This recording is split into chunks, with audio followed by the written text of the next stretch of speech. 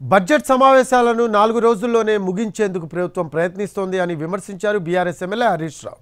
ఒక్కొక్క రోజు 10 నుంచి 15 రోజుల డిమాండ్స్ ఎలా చేస్తారని ప్రశ్నించారు. 15 రోజుల పాటు బడ్జెట్ సమావేశాలు జరపాలని బీఏసీలో డిమాండ్ చేశామన్నారు హరీష్ రావు.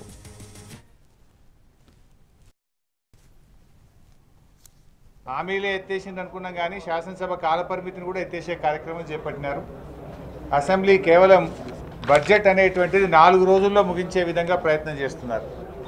ఇది గత శాసనసభ చరిత్రలో ఎప్పుడు కూడా జరగలేదు.